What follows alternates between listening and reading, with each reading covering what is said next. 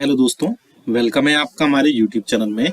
Pensioners, family pensioners और कर्मचारियों के लिए मैं 3 से 4 बड़ी अपडेट लेकर आया हूं। आप सामने स्क्रीन पर भी देख पा रहे हैं, जो कि सामने दिखाई दे रहा है। कई सारी बड़ी अपडेट है जिनमें डीए और डीआर की अनाउंसमेंट डेट होगी। जनवरी 2024 की कब अनाउंसमेंट होगी वो मैं डेट बताने वाला हूँ एक्सपेक्टेड। साथ ही साथ जनवरी पेंशन के जो खातों में आपके क्रेडिट होने के मैसेज हैं वो भी स्टार्ट हो गए हैं आने। तीसरा बड़ा अपडेट देने वाला हूँ महिला कर्मचारियों के लिए बहुत बड़ी नई पेंशन में रूल्स, पेंशन में जो है आपके चेंजेस हुए हैं कुछ, स्पेशली फीमेल जो गवर्नमेंट एम्प्लॉई हैं उनके लिए। साथ ही साथ चौथी जो बड़ी खबर है वो आप सभी को मैं देने वाला हूँ आपके पेंशन में जो बढ़ोतरी को लेकर के, या बोल सकते हैं कि पेंशन में जो एनोमलीज हैं उसको लेकर के एक बड़ा अपडेट आया है, उसका भी मैं ऑफिशियल नोटिफिकेशन दिखाऊंगा। तो ये 4 बड़ी खबरें होने वाली हैं, इसलिए इस वीडियो को पूरा लास्ट तक देखिएगा।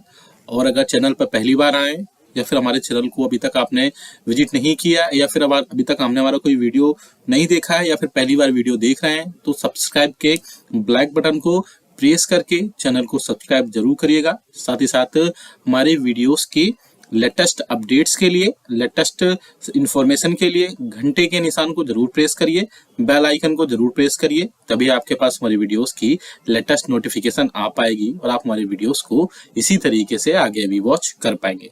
चलिए पहली बड़ी खबर की तरफ लेके चलते हैं। जैसे कि आपकी स्क्रीन पर भी दिखाई दे रहा है कि पहली जो बड़ी ब्रेकिंग न्यूज आ रही है, डीए और डीआर की अनाउंसमेंट डेट कब होगी, जनवरी 2024 से आपको खातों में कब से मिलेगा। तो बड़ी ब्रेकिंग निकल कर आ रही है कि डीए और डीआर की अनाउंसमेंट डेट आपकी मार्च मंथ में होगी।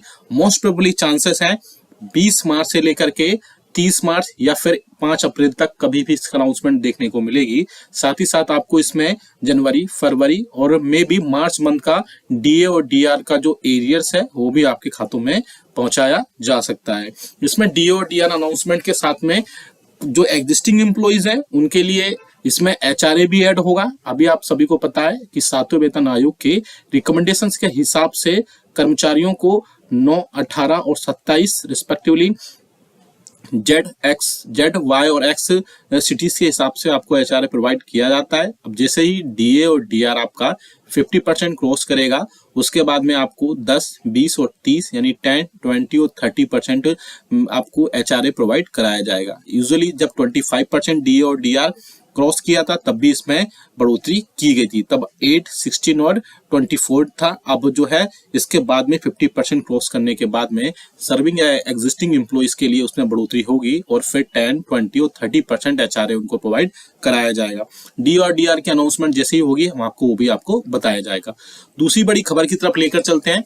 दूसरी बड़ी खबर आ रही है आपके जनवरी मंथ की पेंशन क्रेडिट को लेकर के मैसेज स्टार्ट आगे शुरू हो गए हैं। स्पेशली जो स्पर्श से अपनी पेंशन लेते हैं या स्पर्श पोर्टल या स्पर्श ऐप किसी के जरिए भी आप उससे जो है इनरोल है, तो आपके खातों में पेंशन क्रेडिट का मैसेज है स्टार्ट आना स्टार्ट हो जाएगा, या बहुत सारे पेंशनर्स का स्टार्ट हो भी चुका होगा।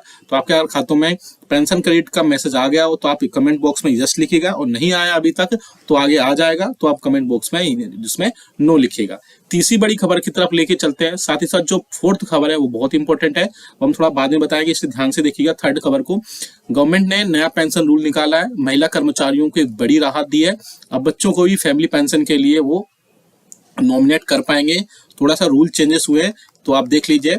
सरकार ने नोट किया है कि विभिन्न मंत्रालयों और विभागों से बड़ी संख्या में इसके रेफरेंस प्राप्त हुए थे कि महिला अधिकारियों और पेंशन भोगियों को क्या ऐसा करने की अनुमति है। सरकार ने महिला एवं बाल विकास मंत्रालय के साथ विचार विमर्श भी किया था, जिसके बाद अब इसकी अनुमति देने का निर्णय लिया गया है। पहले क्या होता था, पारिवारिक पेंशन पहले जीवित पत्नी या पति को ही मिलती थी, लेकिन अब जो है बच्चों को भी नॉमिनेट किया जा सकता है और बच्चों को भी नॉमिनी बनाया जा सकता है।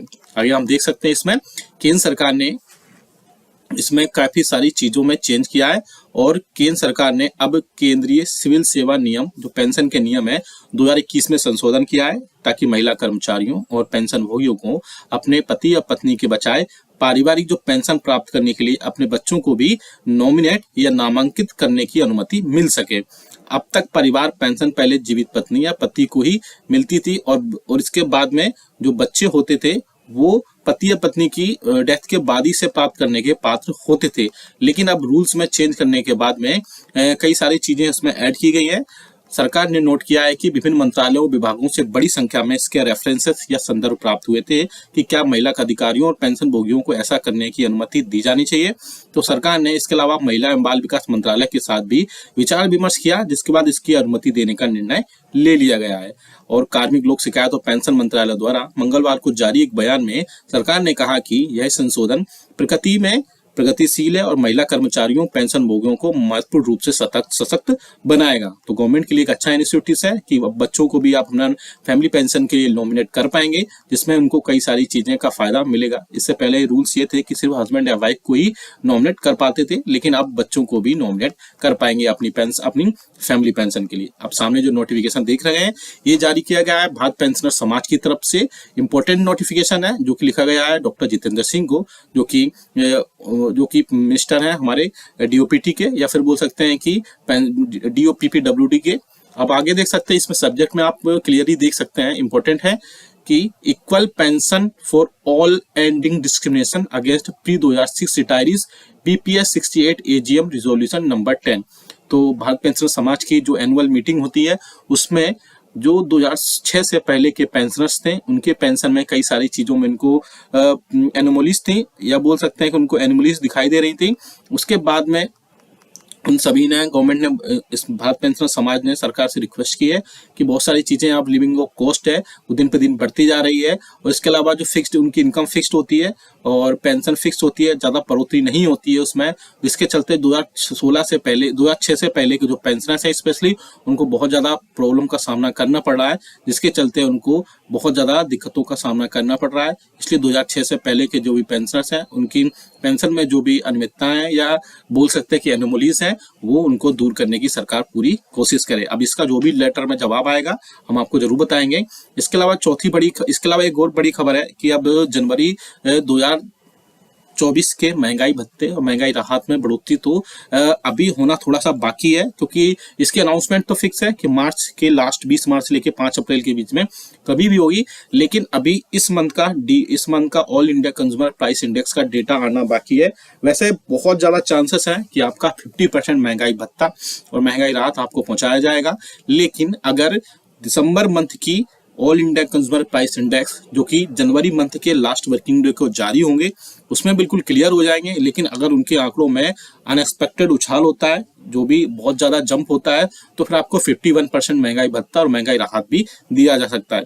अदरवाइज आपको 50% महंगाई भत्ता महंगाई राहत मिलना बिल्कुल तय बताया जा रहा है। लेकिन अगर इसमें अनएक्सपेक्टेड बढ़ोतरी होती है, अनएक्सपेक्टेड उछाल होता है, तो फिर 51% महंगाई भत्ता और महंगाई राहत भी आपके खातों में मिल सकता है। आप हमें कमेंट करके अभी जरूर बताएगा कि आपकी जनवरी मंथ की पेंशन क्रेडिट होने के मैसेज आने स्टार्ट हुए हैं या नहीं हुए होंगे तो आप यस लिखिएगा, नहीं होंगे तो नो लिखिएगा। और आप इस पूरा पीडीएफ को डाउनलोड करना चाहते हैं, सारी इन्फॉर्मेशन को जो भी हमने आपको दी है तो वो भी आप हमारे डिस्क्रिप्शन बॉक्स से लिख सकते हैं, कमेंट बॉक्स में यस और नो लिख के। चैनल को सब्सक्राइब करने के बाद वीडियो अच्छा लगा तो लाइक करिएगा, शेयर सभी के साथ करिएगा। ऐसी न्यूज इन्फॉर्मेशन अपडेट्स के लिए चैनल को